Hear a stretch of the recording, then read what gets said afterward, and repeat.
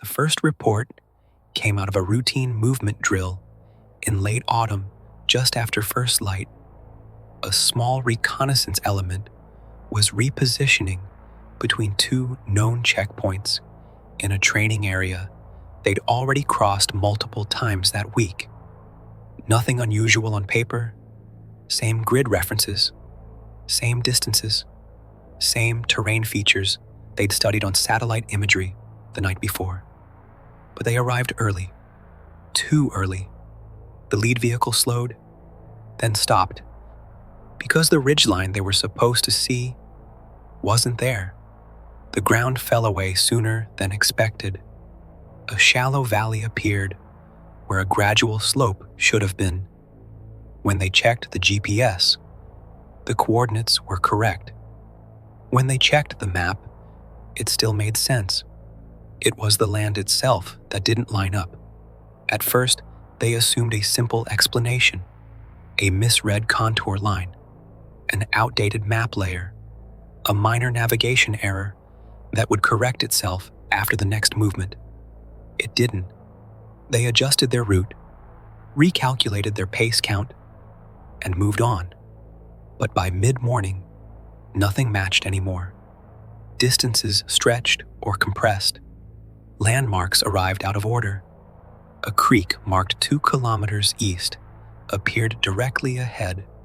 A tree line that should have been visible from the road was nowhere in sight.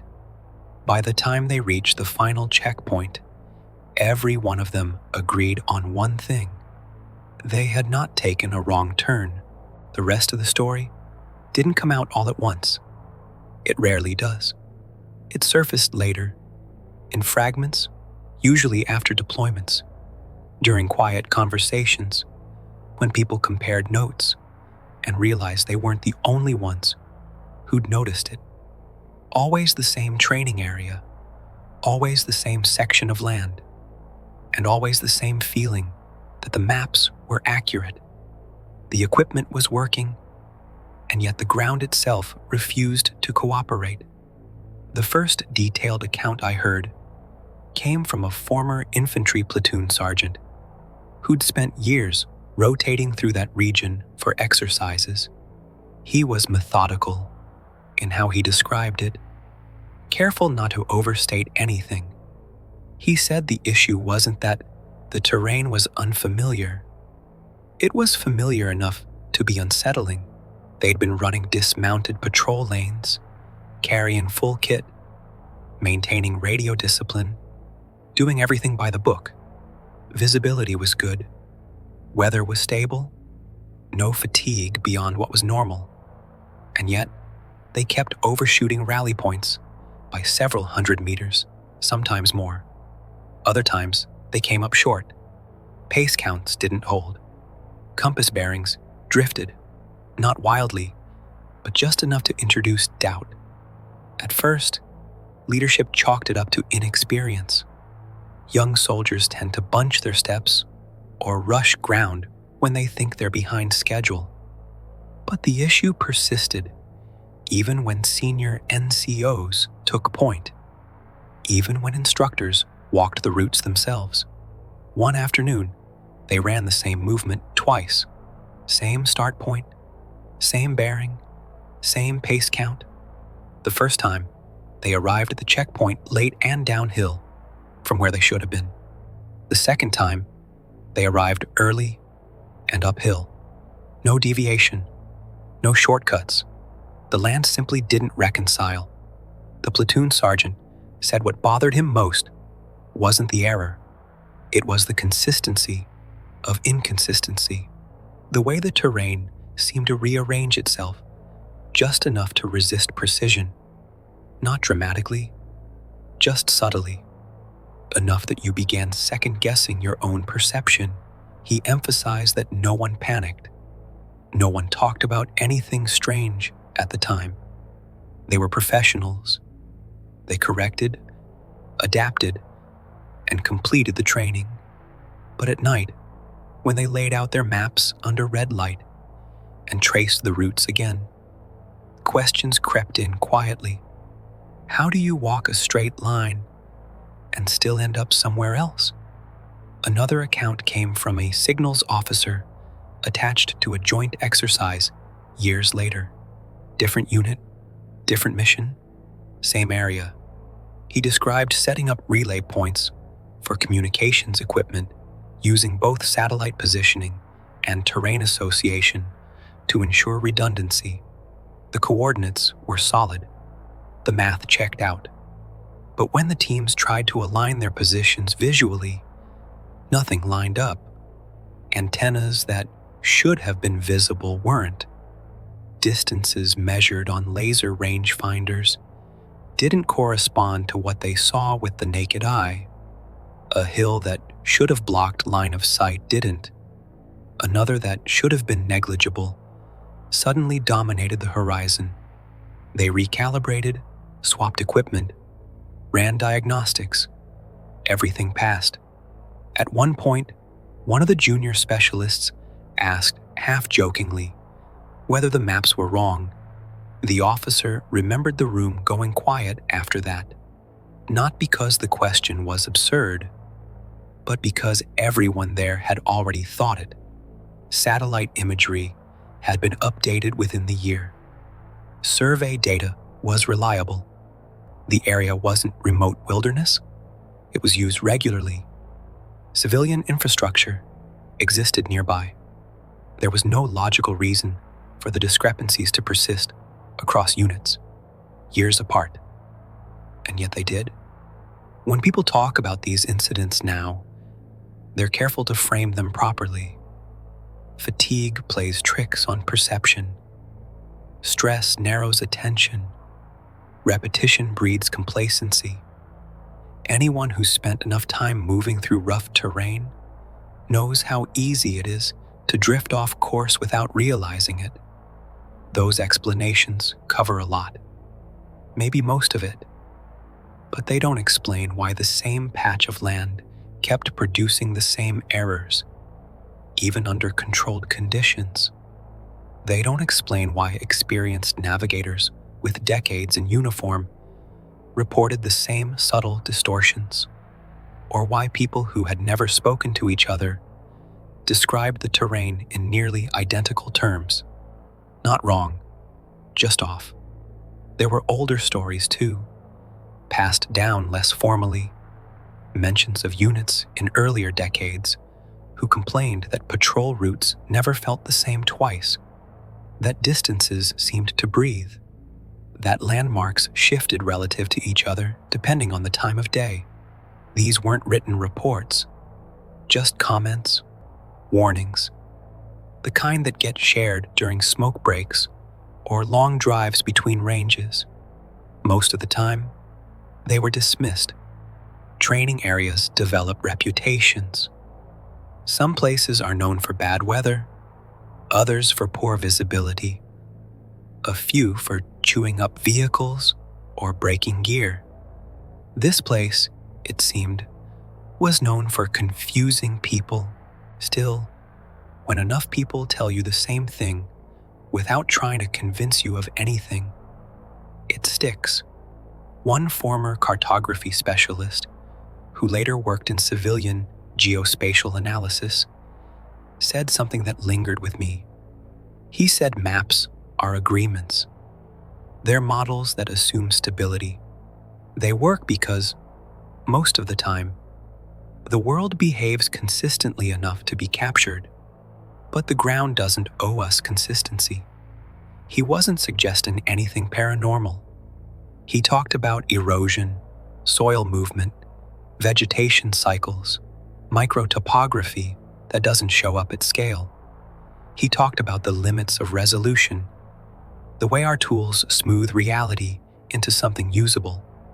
Then he paused and said that even accounting for all of that, there were places he'd worked where the margin of error felt alive, not changing dramatically, just refusing to settle. That was the same word others had used, independently, refusing. By the time I started collecting these accounts, I'd stopped looking for a single explanation. The stories weren't dramatic enough to demand one. No one claimed to be lost for days. No one vanished. There were no lights in the sky or voices in the dark, just persistent, low-level disagreement between what should have been and what was. And that, in its own way, was more unsettling than a clear anomaly, because it meant you could do everything right and still feel the ground shift beneath your understanding. What became harder to ignore over time was how the phenomenon affected people differently, depending on how long they stayed in that area. Short rotations often passed without incident. A unit would come in, run its lanes, curse the terrain a little more than usual, then move on. But longer deployments, especially those involving repeated movements through the same ground, tended to produce more specific observations. People began to anticipate the errors, not predict them exactly, but expect resistance, as if the land required negotiation rather than measurement. One warrant officer described it as terrain fatigue, though not in the usual sense. He said after about 2 weeks operating there, his sense of distance became unreliable even off duty. A walk that should have taken 5 minutes felt twice as long. A ridgeline that looked close required more effort than expected to reach. When he left the area, it took days before his internal sense of space returned to normal. He didn't attribute it to stress. By his own account, the tempo was manageable. Sleep cycles were intact. Nutrition was consistent. He'd experienced combat deployments that were far more taxing, and none of them had affected his spatial awareness the way that training area did. Others noticed the same thing, but described it differently. Some said the land felt compressed. Others said it felt stretched. A few said it depended on the direction of movement, uphill versus downhill, north to south versus east to west. None of them could articulate a rule that held consistently. A medic attached to a multinational exercise recalled escorting an injured soldier to an extraction point. The route was marked, the distance known. They'd rehearsed it the day before. Under calm conditions, with no pressure, it should have been straightforward. Instead, they reached the extraction zone nearly 15 minutes ahead of schedule, without rushing, without shortcuts. He remembered checking his watch twice, convinced it was malfunctioning. It wasn't. Later that same week, he ran the same route alone to familiarize himself further. Same load, same pace. This time, he arrived late. Not dramatically, but enough to notice, enough to unsettle him. He said what bothered him wasn't the discrepancy itself. It was the lack of explanation that satisfied him. Weather was similar, visibility unchanged. His physical condition was the same. There was no emotional stress to account for altered perception. The ground simply did not behave like a fixed quantity. Some tried to contextualize it historically. The area had been used for military purposes for decades, possibly longer. Before that, it had been farmland, and before that, forest. Old maps showed boundary lines that no longer existed, roads that vanished, streams that had been diverted or dried up. One historian, attached to a staff element, pointed out that the region had seen forced relocations during earlier conflicts. Villages erased, cemeteries moved or forgotten. The land had been reshaped repeatedly, not just physically, but administratively. Names changed, borders shifted, ownership rewritten. He wondered aloud whether repeated human intervention left traces that weren't immediately visible, not in a mystical sense, but in a practical one.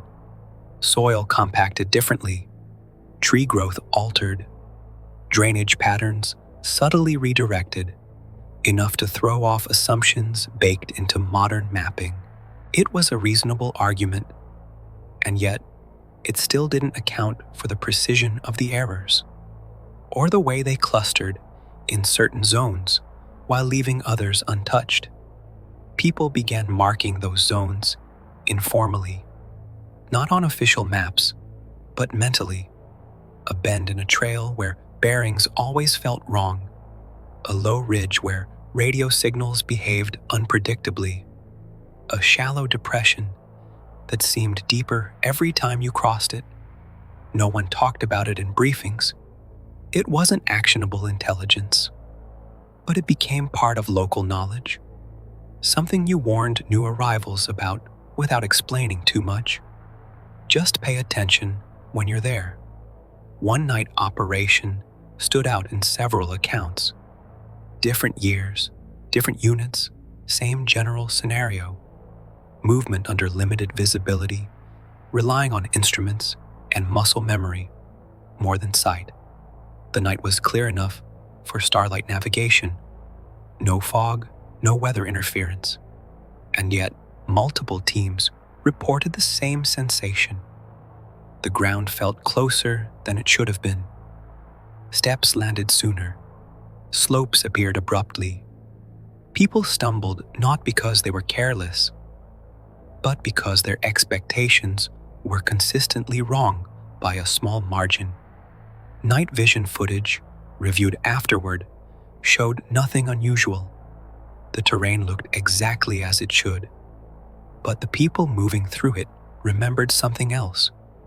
A constant need to correct, to adjust, to compensate for a world that refused to align with their training. One officer described it as walking through a place that remembered itself differently than you did. That comment stayed with me because it came from someone known for being practical to a fault. He dismissed most rumors outright, but he didn't dismiss this. He just didn't know what to do with it.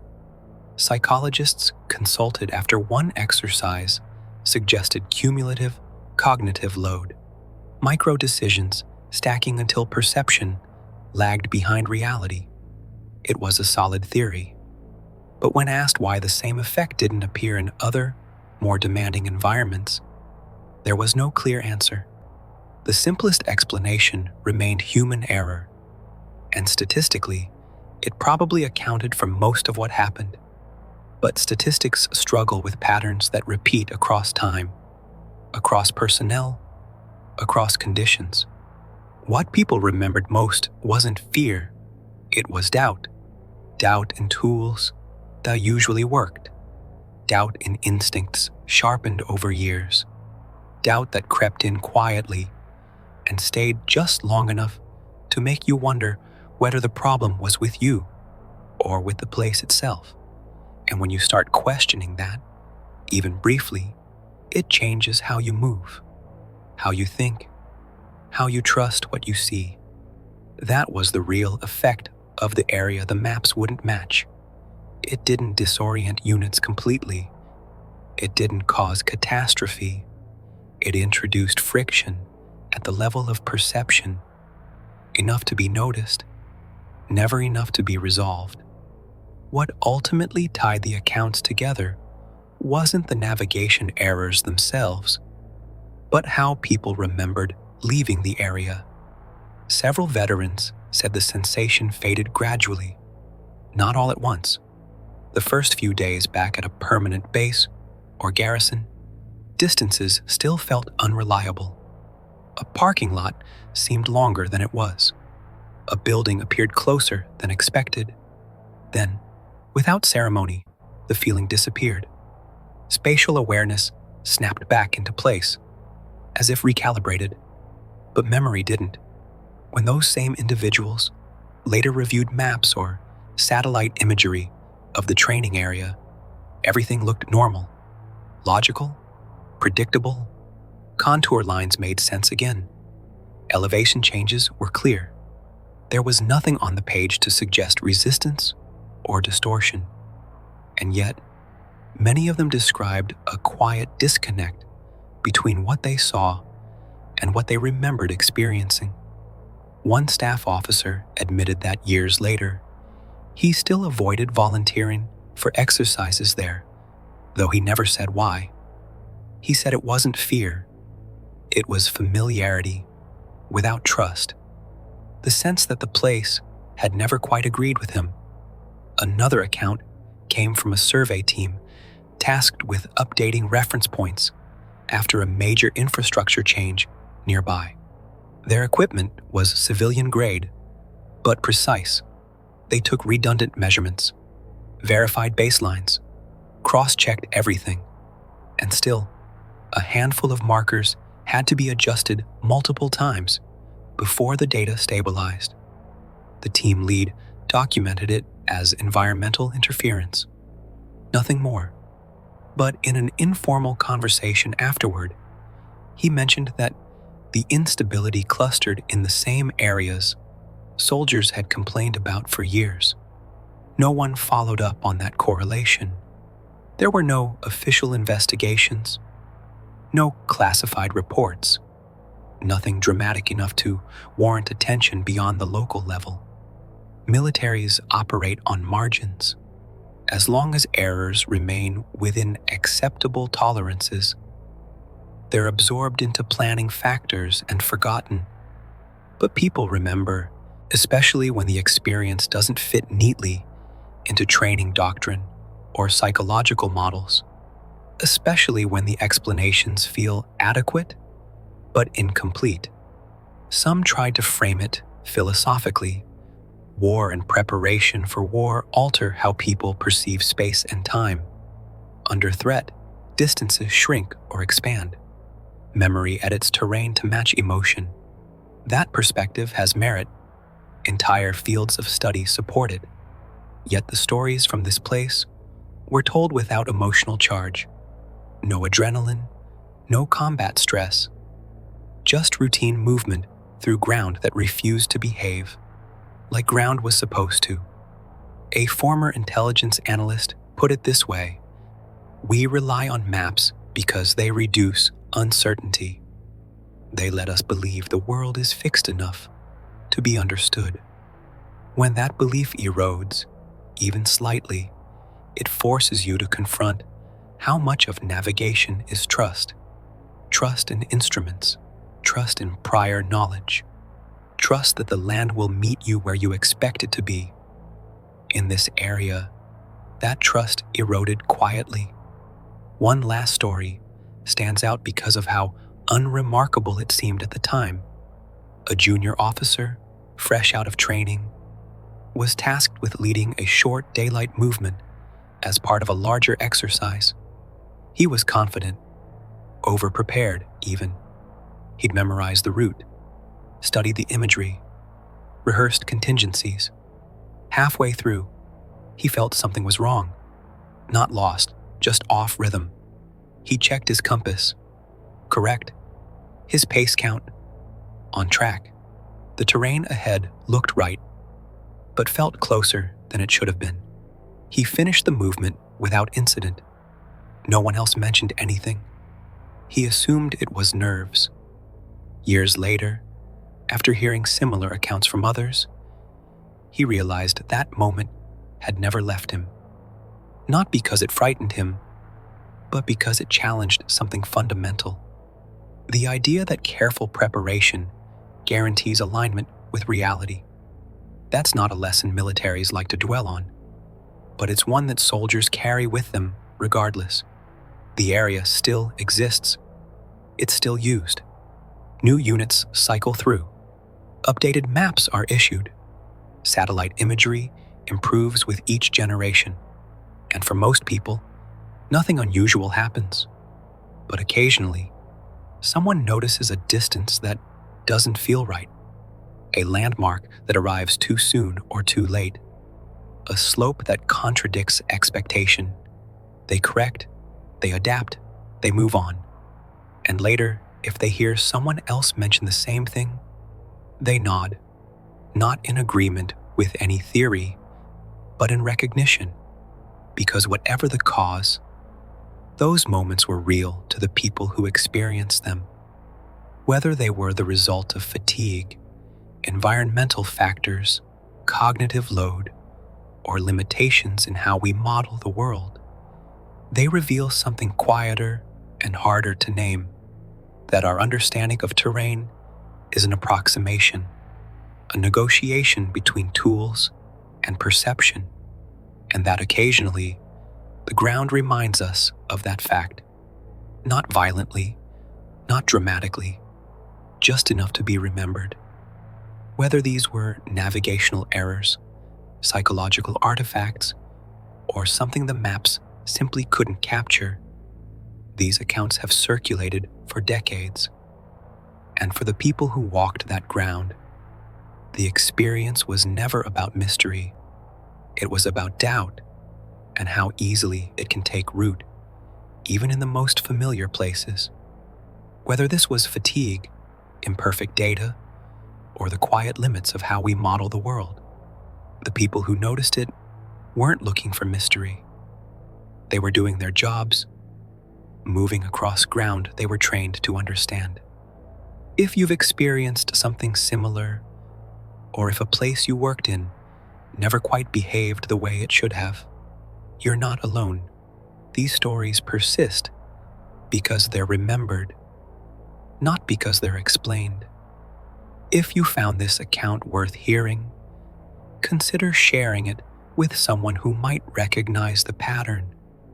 You can leave a comment with your own experiences and subscribe if you'd like to hear more documented accounts like this in the future. Until next time,